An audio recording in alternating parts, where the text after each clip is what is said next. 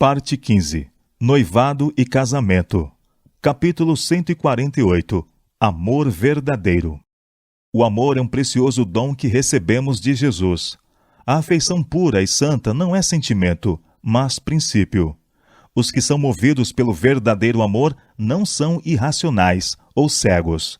Ensinados pelo Espírito Santo, amam a Deus acima de todas as coisas e ao próximo como a si mesmos. Os que pretendem casar-se devem avaliar todo o sentimento e observar todo traço de caráter naquele com quem desejam unir sua vida. Cada passo em direção do casamento deve ser caracterizado pela modéstia, simplicidade, sinceridade e pelo sincero propósito de agradar e honrar a Deus. O casamento afeta a vida futura, tanto neste mundo como no vindouro. Um cristão sincero não fará planos que Deus não possa aprovar. Buscando conselho. Se você foi abençoado com pais tementes a Deus, peça conselho deles. Exponha a eles suas esperanças e planos.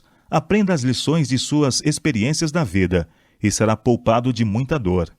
Acima de tudo, faça de Cristo seu conselheiro. Estude sua palavra com oração. Sob essa guia, aceite a jovem como companheiro de vida, tão somente aquele que possua traços de caráter puros e nobres, que seja diligente, honesto e ousado em suas aspirações, que ame e tema a Deus. Que o jovem procure para ficar ao seu lado alguém que esteja habilitada a assumir sua parte nas responsabilidades da vida, cuja influência o enobreça e refine, e que o faça feliz com seu amor. Só Deus pode dar uma esposa sensata. Provérbios capítulo 19, verso 14. O seu marido confia nela. Em todos os dias da sua vida, ela só lhe faz o bem e nunca o mal.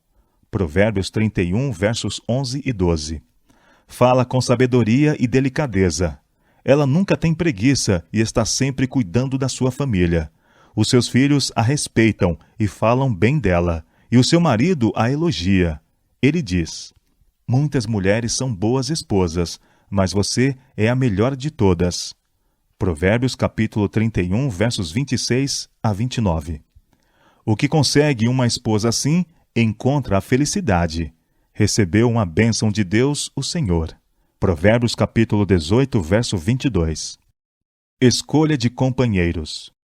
Os jovens cristãos devem ter muito cuidado na formação de amizades e na escolha de companheiros. Cuidem para que isso que agora acham ser ouro puro não se transforme em metal sem valor. As amizades mundanas tendem a atrapalhar o serviço a Deus, e muitas pessoas são arruinadas por uniões infelizes, seja nos negócios ou no casamento, com aqueles que nunca poderão elevar ou enobrecer. O povo de Deus nunca deve aventurar-se a pisar em terreno proibido. O casamento entre crentes e incrédulos é proibido por Deus. Mas muitas vezes o coração não convertido segue seus próprios desejos e realizam-se casamentos não aprovados por Deus. Capítulo 149. O que evitar no namoro? A falta de firmeza e abnegação em seu caráter é um sério obstáculo para obter uma experiência religiosa verdadeira, que não seja como a areia movediça. A firmeza e a integridade de propósito devem ser cultivadas. Essas qualidades são positivamente necessárias para uma vida cristã vitoriosa. Se tiver integridade de coração, você não será desviado do caminho certo. Nenhum motivo será suficiente para movê-lo da linha reta do dever. Você será leal e verdadeiro para com Deus. As súplicas da afeição e do amor, o desejo de amizade, não o levarão a desviar-se da verdade e do dever. Não abrirá mão do dever por causa da inclinação. Se você, meu irmão, está tentado a unir seu interesse de vida a uma menina jovem e inexperiente, que realmente não foi educada nos deveres práticos e comuns da vida, você comete um erro. Mas isso é pouco comparado com a ignorância dela a respeito de seu dever para com Deus. Ela tem recebido conhecimento e privilégios religiosos e, mesmo assim, não sentiu sua infeliz pecaminosidade sem Cristo. A influência na experiência religiosa. Se em sua cegueira você é capaz de deixar de ir repetidamente aos cultos de oração, onde Deus se encontra com seu povo, a fim de desfrutar a companhia de uma pessoa que não ama a Deus e que não vê atrativos na vida religiosa, como pode esperar que o Senhor faça prosperar tal união? Não seja apressado. Os casamentos prematuros não devem ser incentivados. Se um jovem ou uma jovem não tem respeito pelas reivindicações de Deus, se não leva em consideração seus próprios deveres quanto à religião, haverá o perigo de não considerar devidamente os direitos do marido ou da esposa. O hábito de passar muito tempo com a pessoa que você escolheu, sacrificando os privilégios religiosos e os momentos de oração, é perigoso. Você não poderá suportar essa perda. É comum o hábito de ficar conversando até altas horas da noite, mas isso não agrada a Deus, mesmo se vocês dois forem cristãos. Essas horas impróprias prejudicam a saúde, incapacitam a mente para os deveres do dia seguinte e têm a aparência do mal. Meu irmão, espero que você tenha respeito próprio suficiente para evitar essa forma de namoro. Se deseja sinceramente a glória de Deus, agirá com cautela. Não tolerará que um sentimentalismo amoroso doentio segue a sua visão de tal forma que não possa discernir os altos direitos de Deus sobre você como cristão. Casamentos prematuros. Os casamentos prematuros não devem ser incentivados.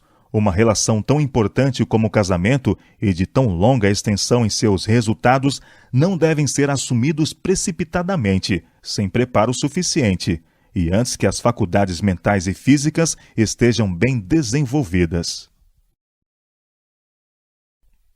Capítulo 150. Escolhendo a pessoa para toda a vida. Querida irmã, soube de seu planejado casamento com alguém que não tem a sua fé religiosa, e temo que você não tenha considerado cuidadosamente esta importante questão. Antes de dar um passo que exercerá influência sobre toda a sua vida futura, insisto com você para que analise o caso com cuidado e oração. Esse novo relacionamento se demonstrará uma fonte de verdadeira felicidade? Será um auxílio em sua vida cristã? Será agradável a Deus? Seu exemplo poderá ser seguido com segurança por outros? Provas de amor. Antes de casar-se, toda mulher deveria perguntar se aquele com quem pretende unir seu destino é digno. Qual é seu passado? É pura a sua vida? O amor que ele expressa é de caráter nobre e elevado ou é simples inclinação emocional? Tem ele os traços de caráter que a tornarão feliz? Poderá ela encontrar verdadeira paz e alegria em seu amor?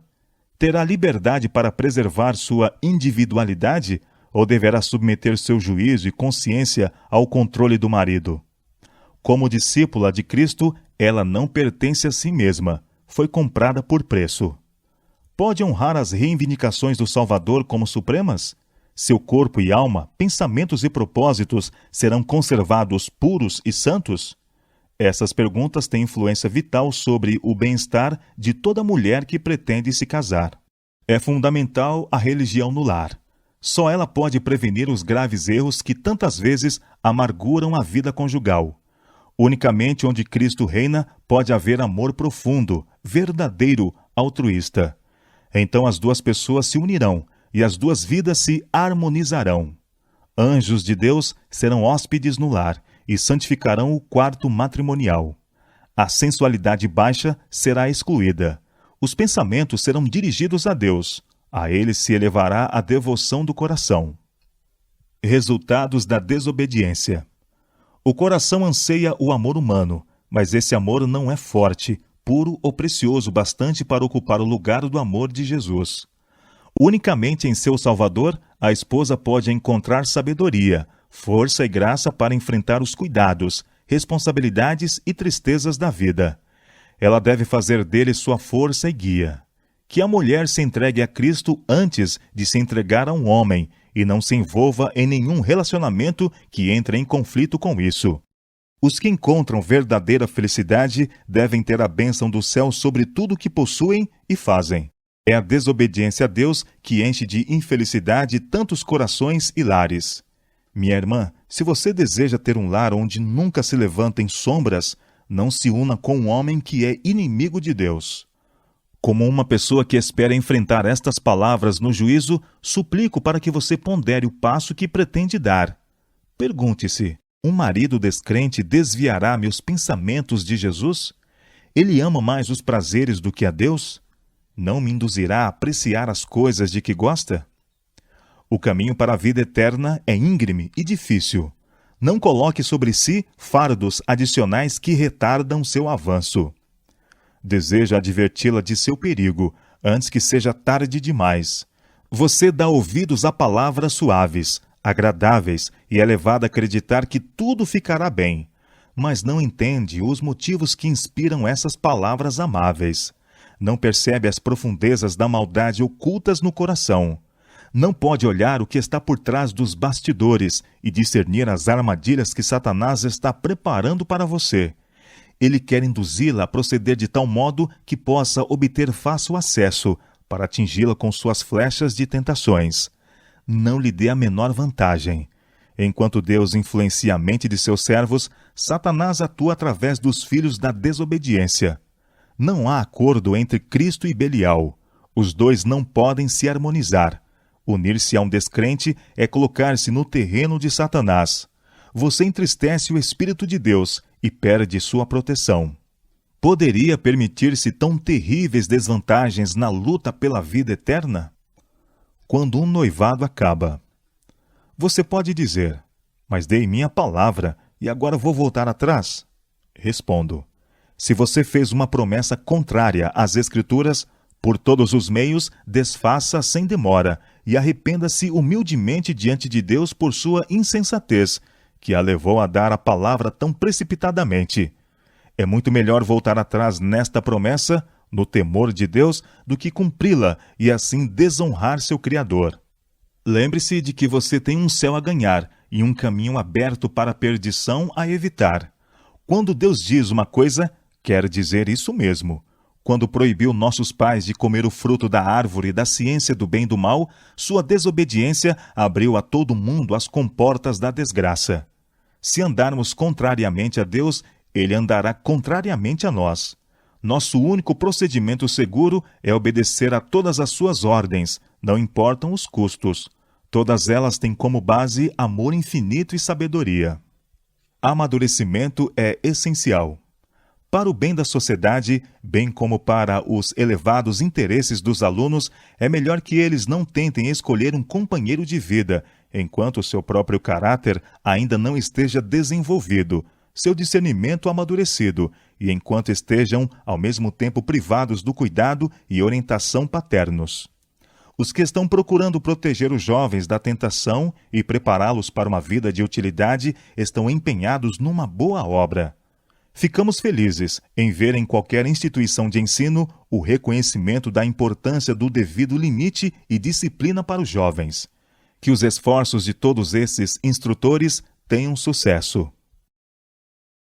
Capítulo 151. Atitude honrada. Nestes dias de perigo e corrupção, os jovens estão expostos a muitas provações e tentações. Muitos estão navegando num porto perigoso. Precisam de um piloto, mas desprezam o auxílio necessário, achando que são competentes para dirigir seu próprio barco, e não percebendo que ele está prestes a bater numa rocha oculta, que pode causar-lhes o naufrágio da fé e da felicidade. Estão fascinados com o assunto do namoro e casamento, e sua principal preocupação é seguir seu próprio caminho. Nesse período, que é o mais importante de sua vida, eles precisam de um conselheiro infalível, um guia seguro. Isso encontrarão na palavra de Deus. A menos que sejam estudantes diligentes dessa palavra, cometerão graves erros, que prejudicarão sua felicidade e a de outros, tanto na vida presente como na futura. Muitos têm a tendência de ser precipitados e teimosos. Não levam em conta o sábio conselho da palavra de Deus. Não lutam com o próprio eu e não obtêm preciosas vitórias. E sua vontade orgulhosa e inflexível os desvia do caminho do dever e da obediência. Olhe para sua vida passada, querido jovem, e considere fielmente sua conduta à luz da palavra de Deus. Tem você desenvolvido essa conscienciosa consideração pelas suas obrigações para com os pais, que a Bíblia aprecia? Tem tratado com bondade e amor a mãe que tem cuidado de você desde a infância? Tem considerado os desejos dela ou ocasionado dor e tristeza ao seu coração ao realizar seus próprios desejos e planos? Tem a verdade que professa santificado o coração, abrandado e dominado à vontade? Se não, você tem um rigoroso trabalho a fazer para consertar os erros do passado. Um guia perfeito. A Bíblia apresenta um padrão perfeito de caráter. Esse livro sagrado, inspirado por Deus e escrito por homens santos, é um guia perfeito sob todas as circunstâncias da vida. Ele descreve claramente os deveres tanto de jovens como de adultos. Se adotada como guia da vida, seus ensinos enobrecerão, elevarão a mente, aperfeiçoarão o caráter e darão paz e alegria ao coração. Mas muitos dos jovens têm preferido ser seus próprios conselheiros e guias, e têm tomado seus casos em suas próprias mãos. Esses jovens precisam estudar mais atentamente os ensinos da Bíblia. Em suas páginas encontrarão revelado seu dever para com os pais e irmãos na fé. O 5º mandamento diz: respeite seu pai e sua mãe para que você viva muito tempo na terra que estou lhe dando. Êxodo capítulo 20, verso 12. Em outro lugar, lemos: filhos, o dever cristão de vocês é obedecer ao seu pai e à sua mãe, pois isso é certo. Efésios capítulo 6, verso 1. Um dos sinais de que estamos vivendo nos últimos dias é que os filhos são desobedientes aos pais, ingratos e profanos.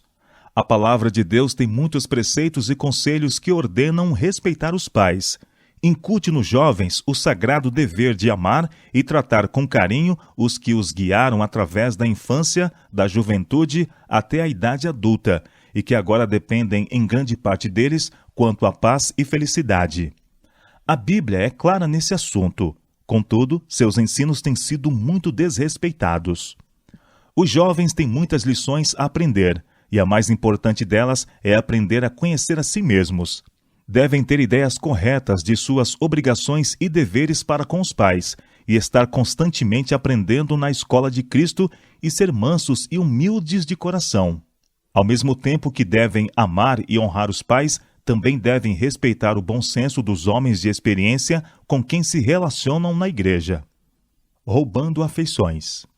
O jovem que desfruta a companhia e conquista a amizade de uma jovem sem o conhecimento dos pais dela não desempenha um nobre papel cristão para com ela nem para com seus pais. Por meio de conversas e encontros secretos, ele pode obter influência sobre a mente dela.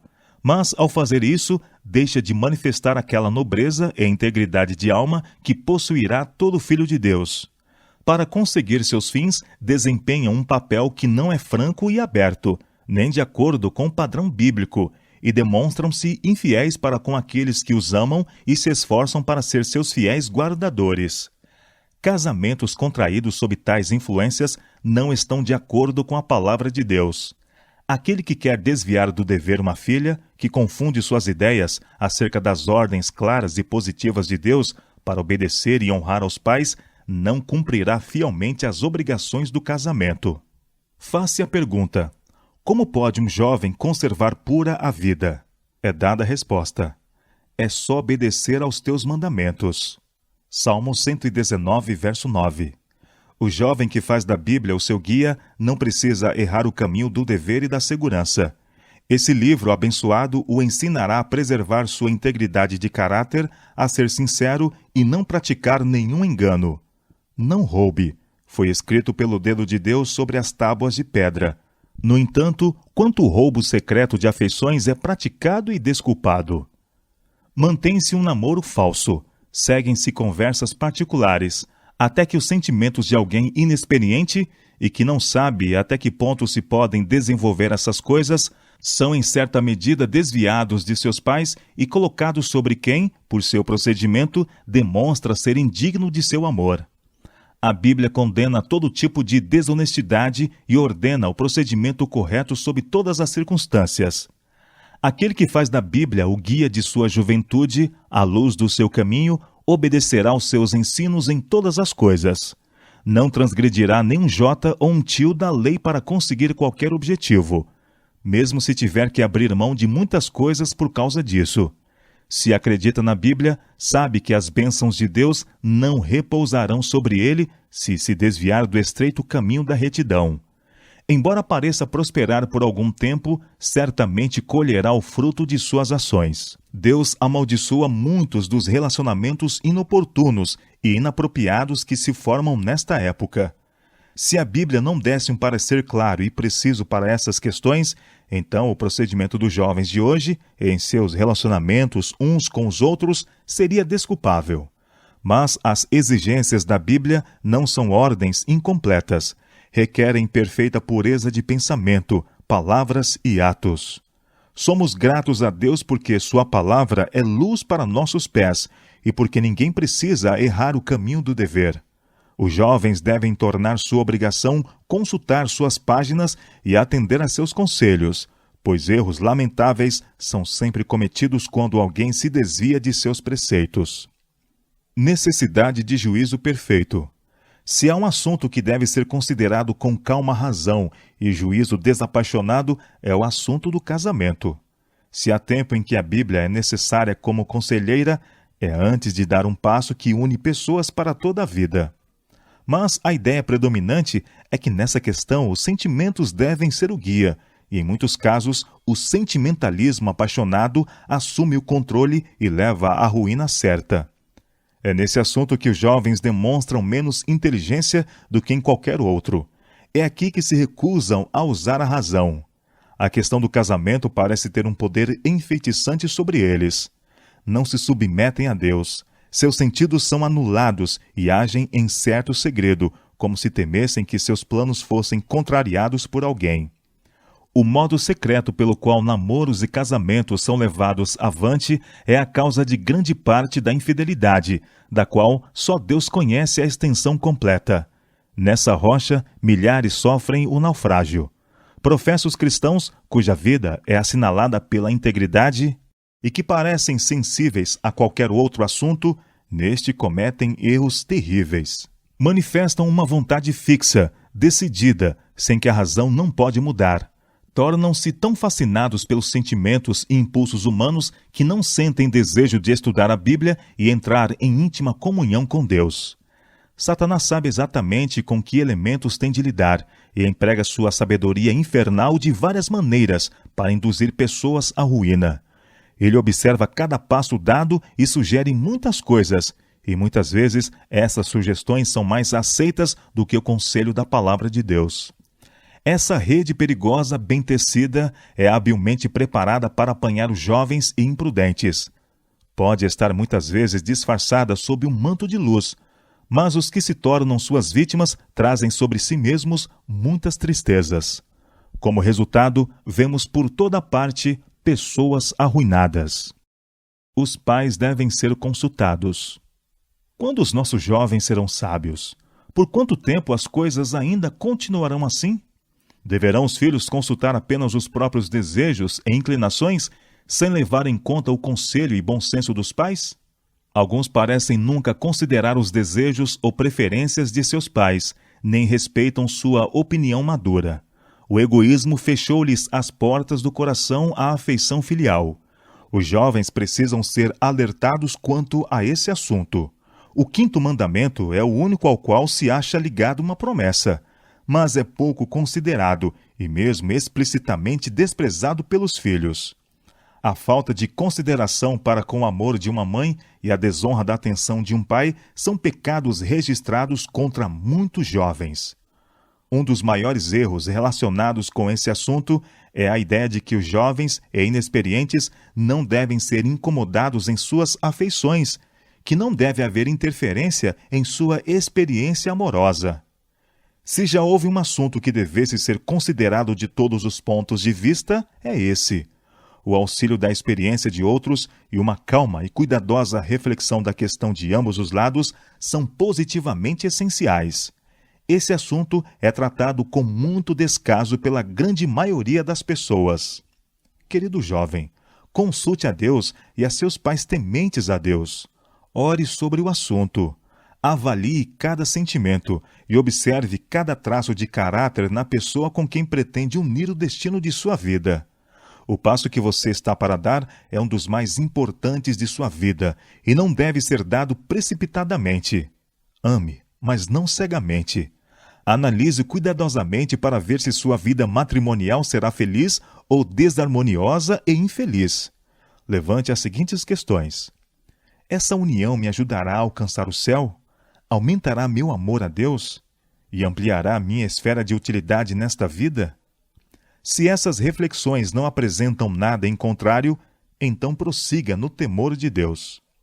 Mas mesmo se um compromisso foi assumido sem o conhecimento total do caráter da pessoa com quem pretende unir-se, não pense que só por causa do compromisso tem que casar-se e unir-se por toda a vida a alguém que não pode amar e respeitar. Seja cuidadoso quanto a assumir compromissos condicionais. Porém, é melhor, muito melhor, romper o compromisso antes do casamento do que separar-se depois, como muitos fazem. Um tratamento revelador. O verdadeiro amor é uma planta que precisa ser cultivada. A mulher que deseja uma união tranquila e feliz, que deseja fugir da infelicidade e tristeza futuras, pergunte antes de entregar suas afeições. Meu pretendente tem mãe? Qual a qualidade do caráter dela? Reconhece ele suas obrigações para com ela? É atento a seus desejos e felicidades? Se ele não respeita nem honra a mãe, manifestará respeito e amor, bondade e atenção para com a esposa? Quando acabar a novidade do casamento, ele ainda me amará? Será paciente com meus erros ou será crítico, autoritário e ditatorial? A afeição verdadeira passará por alto muitos erros. O amor não os distinguirá. Impulso não basta. Os jovens confiam demais no impulso. Não devem entregar-se tão facilmente, nem deixar-se cativar muito depressa pelo exterior atraente do pretendente. O namoro, como adotado atualmente, é uma trama de engano e hipocrisia, com o qual o inimigo tem mais a ver do que o Senhor. É necessário bom senso, mas a verdade é que ele é pouco usado nesse assunto. Se os filhos tiverem mais intimidade com seus pais, se confiassem neles e lhes revelassem suas alegrias e tristezas, poupariam muita mágoa futura para si mesmos. Quando sentir confuso, sem saber o que fazer, exponha a questão aos seus pais e peça-lhes conselho. Quem estaria tão preparado para mostrar-lhe os perigos como os pais tementes a Deus? Quem melhor do que eles compreende o seu temperamento particular? Os filhos que são cristãos apreciarão o amor e a aprovação de seus pais tementes a Deus, acima de toda bênção terrena. Os pais podem participar dos sentimentos dos filhos e orar com eles e por eles, para que Deus os proteja e guie. Acima de tudo mais, eles lhes apontarão um amigo e conselheiro que nunca falha, que se comove com o sentimento de suas fraquezas. Aquele que foi tentado em todos os pontos como nós somos, mas sem pecado, sabe como socorrer os que são tentados. Divino amor. Numa união para a vida toda, suas afeições devem ser dedicadas à felicidade mútua. Cada um deve promover a felicidade do outro. Esta é a vontade de Deus a seu respeito. Mas, ao mesmo tempo que devem se unir em um só ser, nenhum de vocês devem perder sua própria individualidade por causa do outro. Sua individualidade pertence a Deus. Vivendo para Deus, a pessoa dirige para Ele suas melhores e mais elevadas afeições. A maior manifestação do seu amor é para aquele que morreu por vocês? Se assim for, o amor de um para com o outro será de acordo com o plano do céu. Capítulo 152. Casamento prematuro. Rapazes e meninas se casam sem ter desenvolvido o amor ponderado, o amadurecimento necessário, os sentimentos nobres e elevados, e assumem os compromissos de um casamento completamente guiados por suas paixões juvenis. Um perigo. Compromissos assumidos por pessoas muito novas frequentemente têm resultado em uniões infelizes ou em separações vergonhosas. As uniões precoces, se formadas sem o consentimento dos pais, raramente são felizes. As afeições juvenis devem ser refreadas até chegar o período em que tenham idade e experiência suficientes para tornar sua manifestação correta e segura. Os que não se controlarem estarão em perigo de passar uma existência infeliz. Um jovem na adolescência é incapaz de julgar se uma pessoa tão jovem quanto ele é adequada para ser sua companheira por toda a vida. Depois que se tornam mais maduros, vêm-se presos um ao outro e talvez absolutamente despreparados para fazer feliz um ao outro. Então, em vez de tornar sua situação a melhor possível, surgem críticas. A brecha que os separa se alarga, até que se estabelece a indiferença e a negligência de um para com o outro. Para eles, não existe nada de sagrado na palavra lar. A própria atmosfera é envenenada por palavras rudes e amargas censuras.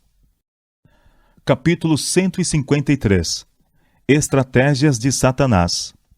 Os casamentos precoces são originadores de grande parte dos males que existem hoje. O casamento que se contrai demasiado cedo não promove nem a saúde física, nem o vigor mental. A razão é bem pouco exercida nesse assunto. Muitos jovens agem por impulso. Esse passo, que os afeta seriamente para o bem ou para o mal, que será uma bênção ou maldição por toda a vida, é muitas vezes dado precipitadamente, movido pelo impulso do sentimento.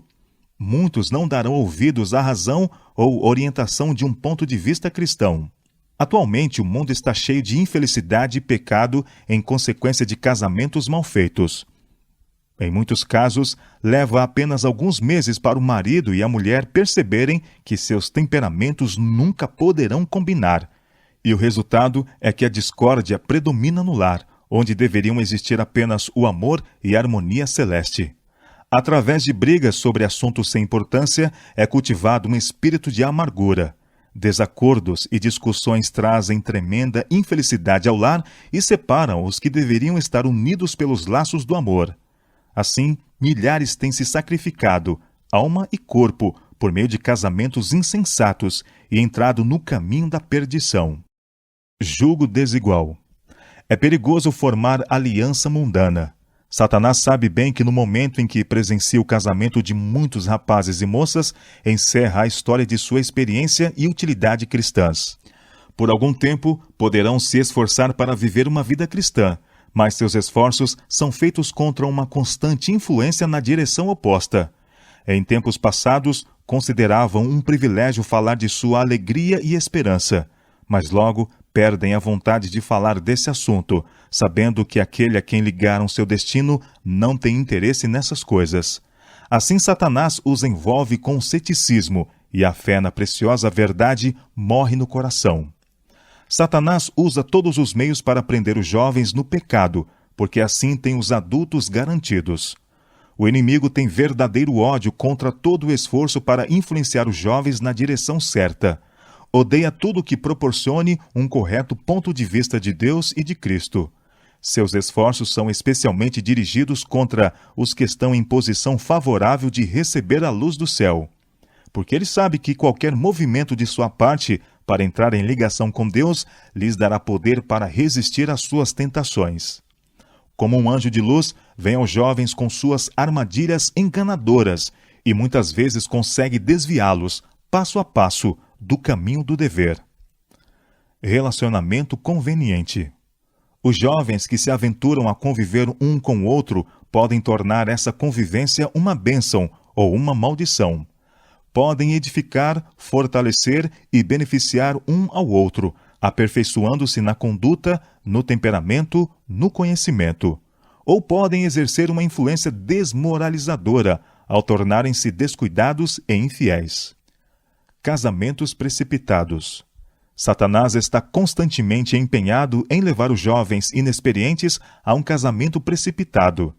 Mas quanto menos nos orgulhamos dos casamentos que se realizam agora, melhor. Quando a natureza sagrada e as exigências do casamento forem compreendidas, ele será aprovado pelo céu. Resultará em felicidade para ambas as partes e Deus será glorificado. A verdadeira religião enobrece a mente, refina o gosto, santifica o discernimento e torna seu possuidor participante da natureza e das influências do céu. Aproxima os anjos e separa mais e mais do espírito e da influência do mundo. Influenciados por Satanás.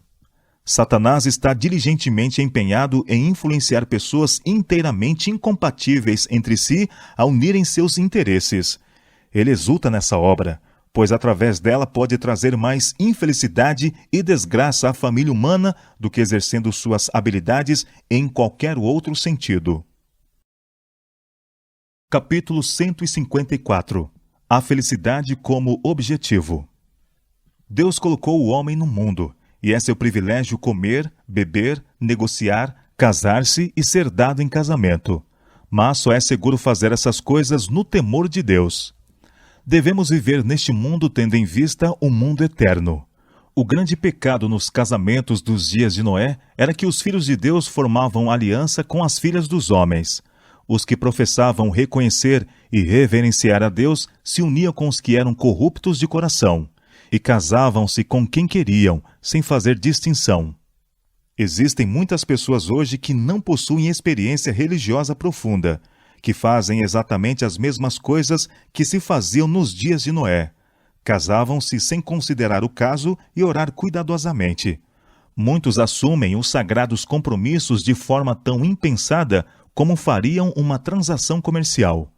Não é o amor verdadeiro o motivo de sua aliança. Paixão profana. A ideia do casamento parece ter um poder enfeitiçante sobre a mente de muitos jovens. Duas pessoas se conhecem, ficam fascinadas uma com a outra e têm absorvida toda a sua atenção. A razão fica cega e o bom senso é ignorado. Não se submetem a nenhum conselho ou controle, mas insistem em seguir seu próprio caminho, sem levar em conta as consequências.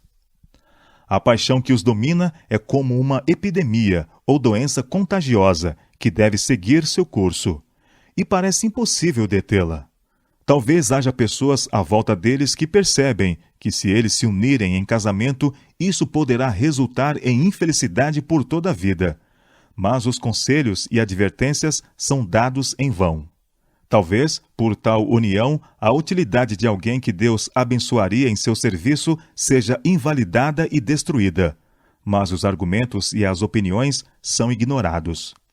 Tudo que homens e mulheres de experiência dizem não tem efeito. Não tem poder para mudar a decisão que tomaram.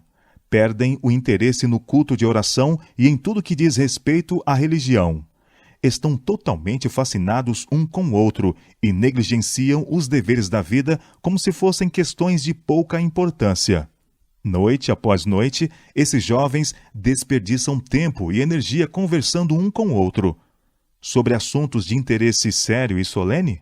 Não. Antes, sobre coisas fúteis, sem importância. Transgredindo as leis de saúde e da modéstia. Os anjos de Satanás estão ao lado dos que dedicam grande parte da noite ao namoro. Se pudessem enxergar, veriam um anjo anotando suas palavras e atos. As leis de saúde e da moral são transgredidas. Seria mais apropriado deixar algumas horas do namoro que se passem antes do casamento para depois do casamento. Mas, em geral, o casamento acaba com toda a dedicação manifestada durante os dias de namoro.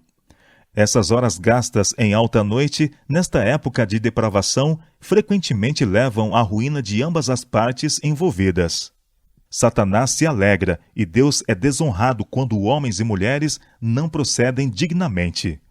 O bom nome da honra é sacrificado sob o encanto dessa fascinação, e o casamento dessas pessoas não pode ser realizado com a aprovação de Deus. Casam-se porque a paixão os levou a isso, e quando a novidade acaba, começam a perceber o que fizeram. 6 meses depois de feitos os votos, os sentimentos de um para com o outro mudaram. Cada um ficou conhecendo melhor, depois de casado, o caráter do companheiro escolhido. Cada um descobre defeitos que durante a cegueira e loucura de seu relacionamento anterior não eram visíveis. As promessas no altar não os unem. Em consequência de casamentos precipitados, mesmo entre o professo povo de Deus, há separações, divórcios e grande confusão na igreja. Desrespeito aos conselhos. Esse tipo de relacionamento, de casar-se e dar-se em casamento, é uma das armadilhas especiais de Satanás e quase sempre ele é bem-sucedido em seus planos. Tenho a mais dolorosa sensação de impotência quando os casais vêm pedir-me conselhos sobre esse assunto. Posso falar-lhes as palavras que Deus quer que lhes fale, mas frequentemente eles põem em dúvida cada ponto e insistem em levar avante seus próprios propósitos, e finalmente o realizam. Parece que não têm poder para vencer seus próprios desejos e inclinações, e querem por todos os meios casar. Não consideram o caso com cuidado e oração, entregando-se às mãos de Deus para serem guiados e controlados por seu Espírito. O temor de Deus não parece estar diante deles. Pensam que compreendem perfeitamente a questão, sem a sabedoria de Deus ou os conselhos de homens. Quando já é tarde demais, descobrem que cometeram um erro e puseram em perigo sua felicidade nesta vida e a salvação eterna. Não admitiam que alguém soubesse mais do assunto do que eles. Se o conselho tivesse sido aceito, poderiam ter se poupado anos de ansiedade e tristeza. Mas os conselhos são em vão para aqueles que estão resolvidos a seguir seu próprio caminho. A paixão faz com que essas pessoas ignorem cada barreira que a razão e o bom senso podem colocar. Características do verdadeiro amor. O amor é uma planta de origem celeste. Não é insensato, não é cego, é puro e santo. Mas a paixão do coração natural é algo totalmente diferente.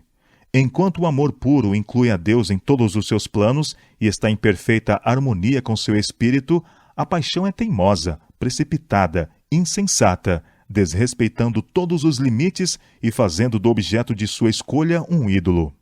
Em todo o comportamento de uma pessoa que possui o verdadeiro amor será demonstrada a graça de Deus. A modéstia, simplicidade, sinceridade, moralidade e religião caracterizarão cada passo em direção ao casamento. Os que assim são dirigidos não se deixarão absorver no relacionamento com o outro, a ponto de perder o interesse na reunião de oração e nos cultos religiosos. Buscando orientação divina.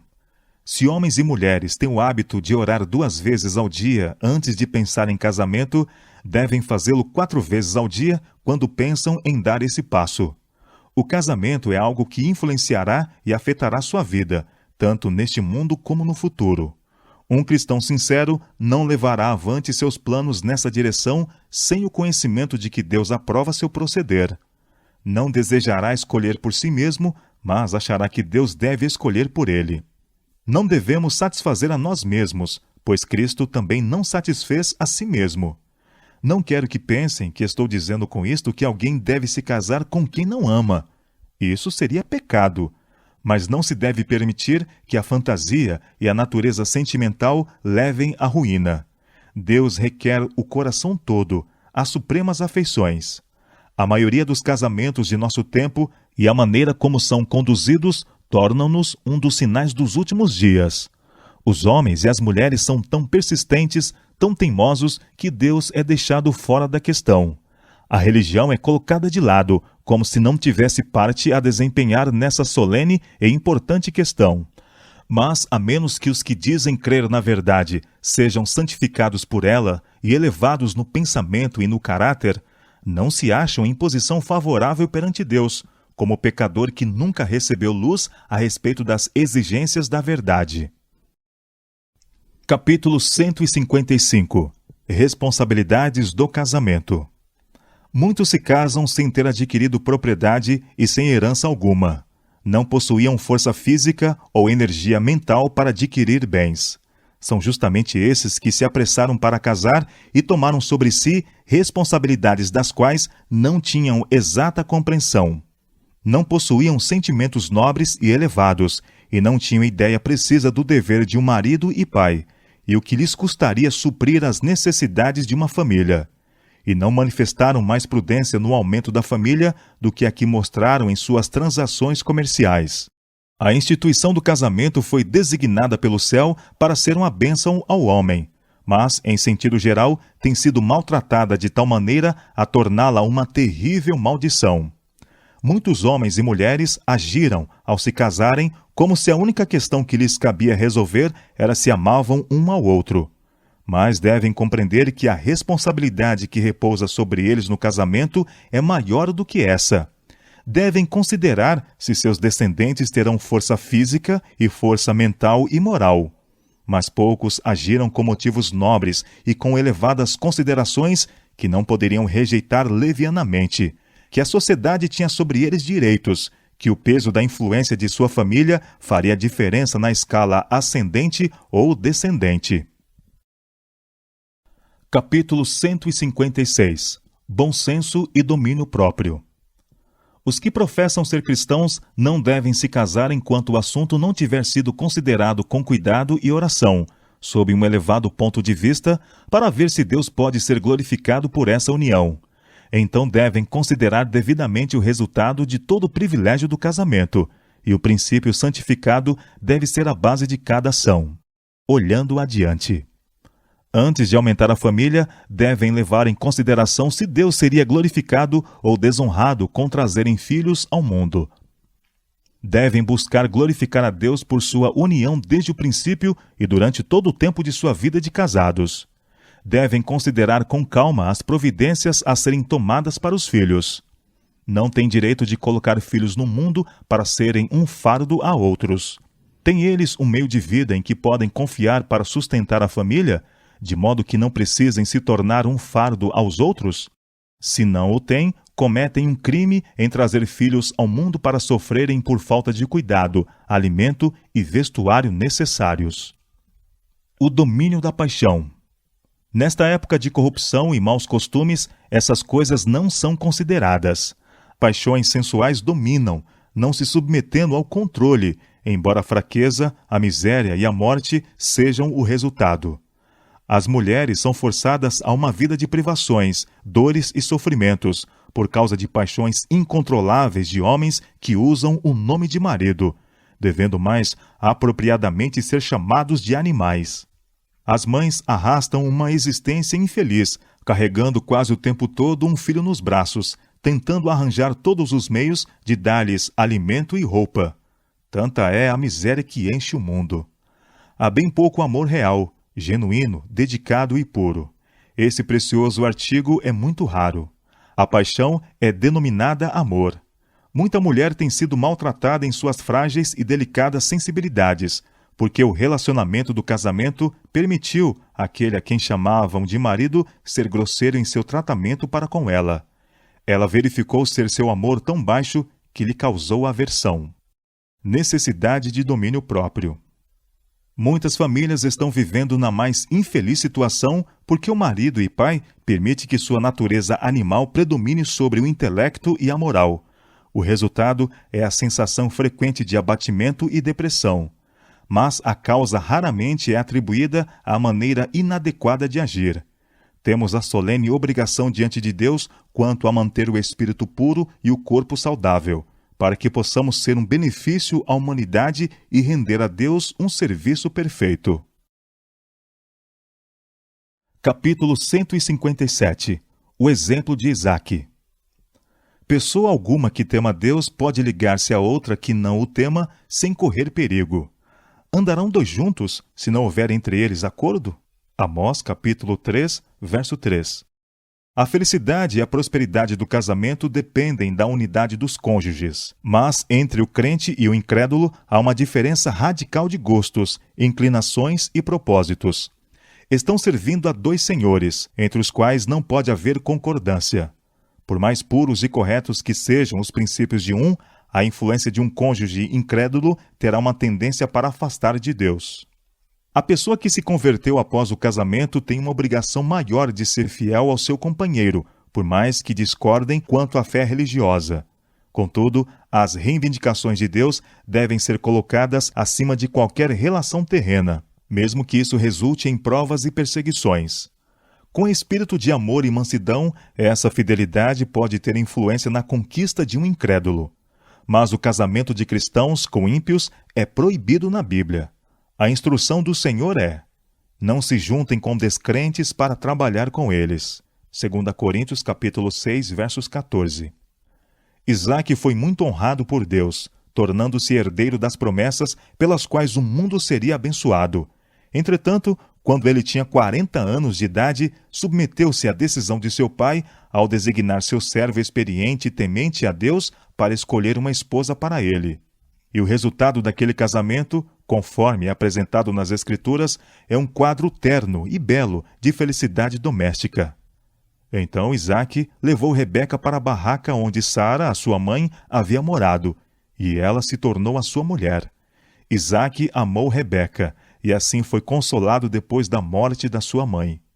Gênesis capítulo 24, verso 67. Que contraste entre o procedimento de Isaque e o que é praticado pelos jovens de nosso tempo, mesmo entre os que se dizem cristãos. Muitas vezes, os jovens acham que a entrega de suas afeições é uma questão em que apenas o eu deve ser consultado, uma questão em que nem Deus nem os pais deveriam interferir de maneira alguma. Muitos, antes de atingirem a idade de homens ou mulheres feitos, se acham competentes para fazerem sua própria escolha, sem o auxílio de seus pais. Poucos anos da vida de casados geralmente são suficientes para lhes mostrar seu erro, mas frequentemente é muito tarde para impedir seus tristes resultados. Pela mesma falta de prudência e domínio próprio que levou à escolha precipitada, permite-se que o mal se agrave, até que o casamento se torne um jugo torturante. Muitos assim destruíram sua felicidade nesta vida e sua esperança na vida futura. Se há um assunto que deve ser cuidadosamente considerado e no qual se deve procurar o conselho de pessoas mais velhas e experientes, é o do casamento. Se a Bíblia já foi necessária como conselheira, se a direção divina deve ser procurada em oração, é antes de dar um passo que une pessoas para toda a vida. Os pais nunca devem perder de vista sua responsabilidade pela felicidade futura de seus filhos. A consideração de Isaque para com os conselhos de seu pai foi o resultado do ensino que o habilitou a amar uma vida de obediência. Ao mesmo tempo em que Abraão exigia de seus filhos que respeitassem a autoridade paterna, sua vida diária demonstrava que essa autoridade não era um domínio egoísta ou arbitrário, mas que se fundava no amor e tinha em vista o bem-estar e a felicidade deles. Pais e mães devem sentir ser seu dever orientar as afeições dos jovens, para que possam ser colocados naqueles que serão companheiros adequados. Devem sentir como seu dever, pelo próprio ensino e exemplo, com a graça auxiliadora de Deus, modelar de tal forma o caráter de seus filhos desde os primeiros anos para que sejam puros e nobres, e sejam atraídos para o bem e o verdadeiro. Os semelhantes se atraem. Os semelhantes apreciam os semelhantes. Que o amor pela verdade, pureza e bondade seja cedo implantado na alma, e os jovens buscarão a companhia daqueles que possuem essas características. O amor verdadeiro é um princípio elevado e santo, totalmente diferente em caráter daquele amor que é despertado por impulso e que repentinamente morre quando duramente provado. É pela fidelidade para com o dever na casa paterna que os jovens devem se preparar para seus próprios lares. Pratiquem eles aqui a abnegação e manifestem bondade, cortesia e simpatia cristã. Dessa forma, o amor será mantido aquecido no coração, e aquele que parte de um lar assim, para ser chefe de sua própria família, saberá como promover a felicidade daquela que escolheu como companheira de toda a vida. O casamento, em vez de ser o fim do amor, será apenas seu começo.